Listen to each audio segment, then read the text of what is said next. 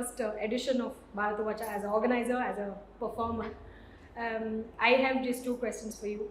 Please let us know what you think is the criticality of these kind of events that you are part of in terms of organizing and presenting to the youth of today. So I think the first thing, it's just a personal opinion that why do I think that this is very, very crucial at this point of time is that this is a time when I think the youth are slowly beginning to reclaim what they think is theirs, but what has somehow got obscured over time.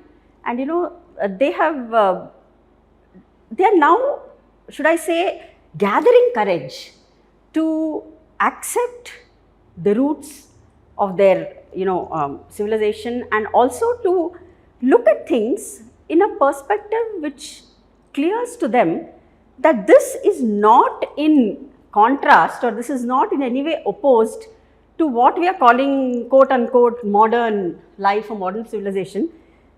They are understanding that there are so many life's lessons which are eternal and which they can imbibe, not necessarily from a very urban or a Western perspective, but right here at home, from where you can imbibe all these ideas. So I think when they are at that stage, events like this kind of reiterates. In Telugu we have a quotation, Balla Guddi. So this is a kind of a reiteration of the idea that yes, we have it here, you have to reclaim it. Because this belongs to you, it belongs to them. So I think that is very, very important for us to continue persistently with events like this. Right. And as proponent of two classical art forms, and dance being the one tradition that sort of epitomizes a civilization speaking to a nation, what are the challenges, or what is the advice that you would give to parents of today, because as they struggle with multiple things that they have to offer their children, what is it that you would want parents to sort of embrace to make this continue? I think it's very, very important for parents to understand that pursuing an art form is not detrimental to what they are calling their formal education.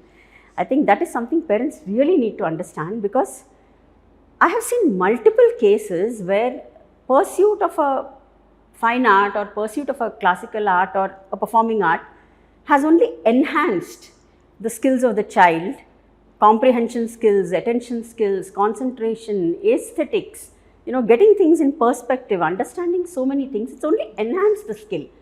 And I think now we have so many colleges for music and dance also. It was a little unheard of when we were very young. But I think now there are so many avenues to go into professions that are not run of the mill, that are very creative.